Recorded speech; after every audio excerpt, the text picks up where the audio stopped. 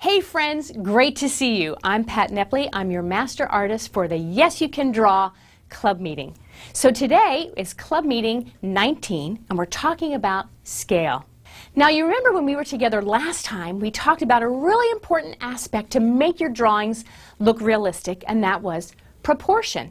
Proportion is when all the various parts of something are in correct size relation to one another. Well, we're talking about another aspect of size today called scale. So before we get started, let's review what you need for today's club meeting. You'll need a couple sheets of paper. You can use white. I'm going to be using a slightly colored paper, a pencil, a good eraser, and a small object like a die from a set of dice, or a chess piece, or a small game piece, but not too complicated, like one of those pieces from the game Sorry or Parcheesi, something like that. That's all you need for today. Okay, so when I'm talking about scale, I'm talking about the immense size of things or the small size of things. So the best way to describe it for you so you really understand is to look at some great masterpieces of art. And the first painting we're going to look at is by the German-American artist Albert Bierstadt, and it's called the Yosemite Valley. Now, if you look at this painting, it's really a large painting, immense scale. And why would Albert Bierstadt spend so much time on this painting? I'll tell you why.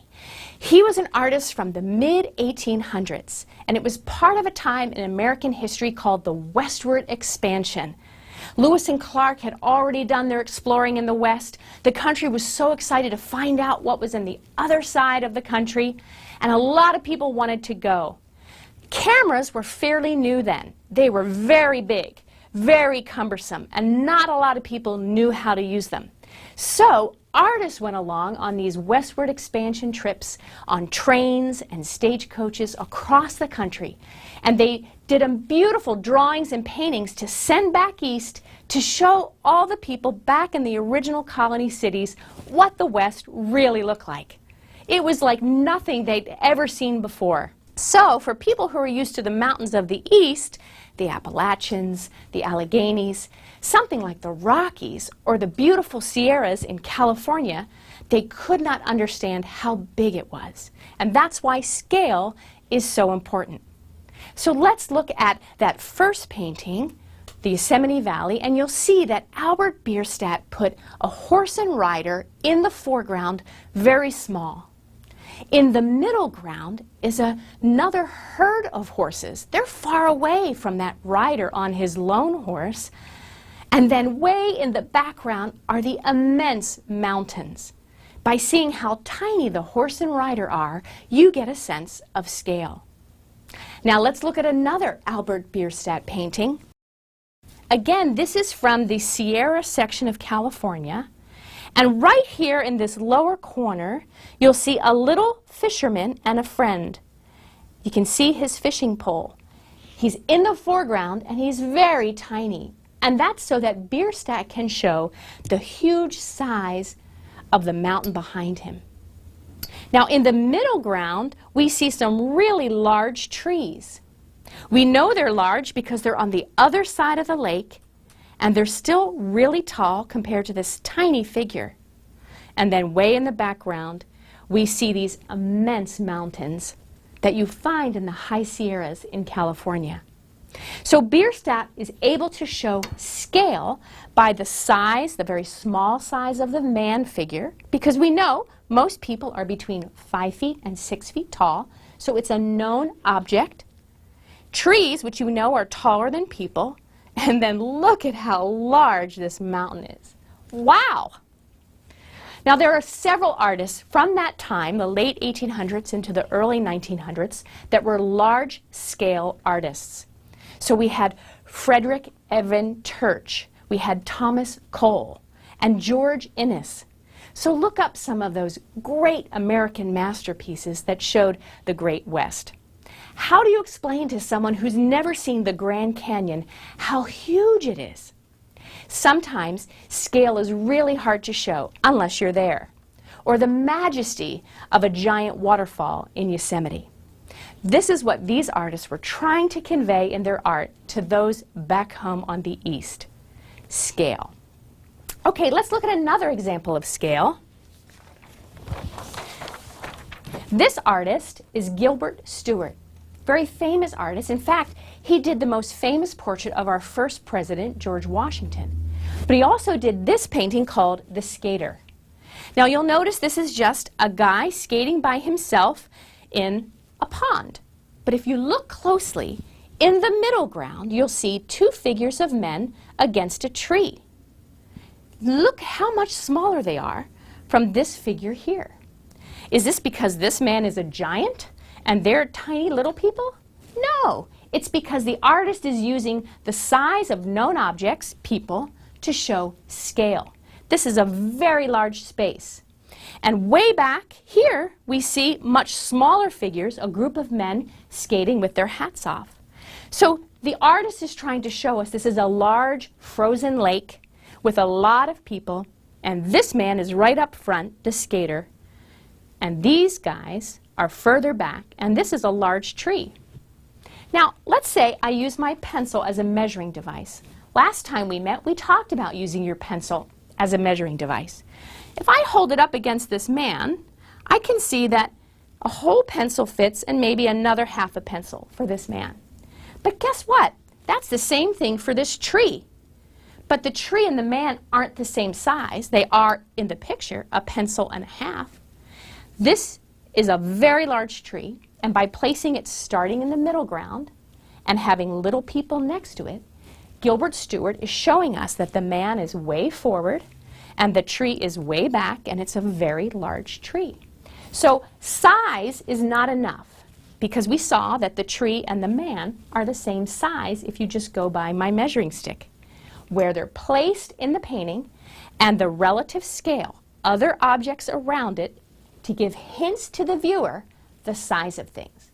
So this isn't a giant, it's just a regular sized man who is in the foreground close to you, and the smaller objects are further away. Okay, now scale is not only about very large things like the Grand Canyon or Yosemite National Park, it could also be about small things. And this is where that little die or game piece comes in. So what we're going to do is talk about the scale of small things. So if I have a really small object, how do I show those who are looking at my drawing that it's really small? I make all the other objects around it large. So for this exercise, have two pieces of paper handy. Your small object, I'm going to be using a die from a set of dice. And you're going to draw the first one kind of right in the middle of your drawing and quickly sketch it. So you can see I sketched the die, not life-size, but larger than that. But what I've done is I've placed objects that you know are small objects, like a pencil, some coins, this is a can of soda, and then I have a pair of reading glasses. And it's because you know what size they are that you then know, oh, this is a small die piece, because this is a pencil, you recognize it, coins, etc. This is where plants can be pretty tricky. You don't really want to use plants as the only thing in there, because a plant could be a small herb or a bush or a very large tree. And unless it's very accurately drawn, the viewer will not know which it is, which is why you need to always use recognizable known objects. So you know that coins are small, you know the size of a standard pencil, and so that helps to define that this is a small die. Okay? That's how you determine scale, the size of all the objects in relation to one another. Now the opposite could be true. Supposing down here I decide I'm going to draw another die, okay? But this time I want it to be as if someone purchased at a funky thrift shop a die coffee table. So I want to show that it's a larger scale. So here's my die, and by drawing objects around it that you know what their size is, so let's say a pair of shoes thrown on the floor, and here is a bicycle parked right in this Let's say this is in a garage, maybe. Okay?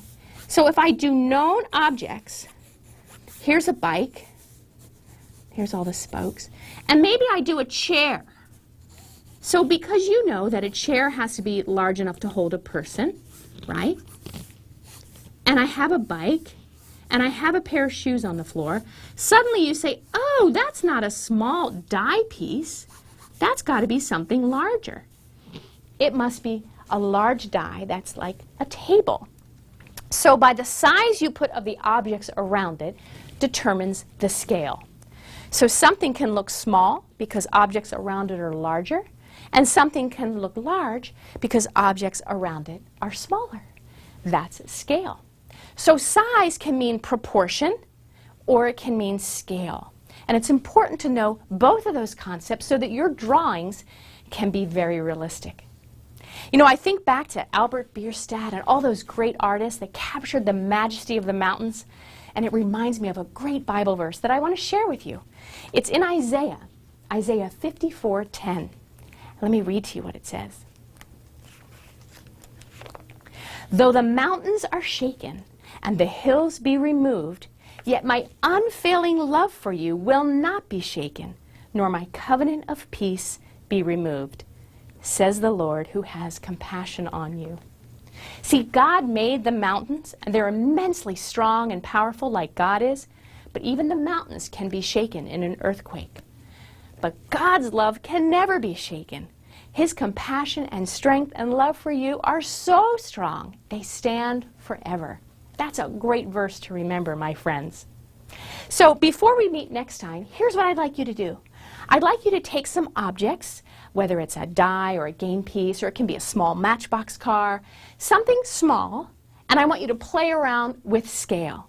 Make it look small by placing objects around it that are larger, or make it look bigger than it really is by making objects around it smaller. Have some fun playing around with scale, and we'll see you next time as we learn how to make our drawings really realistic. Because yes, you can draw. I'll see you next time.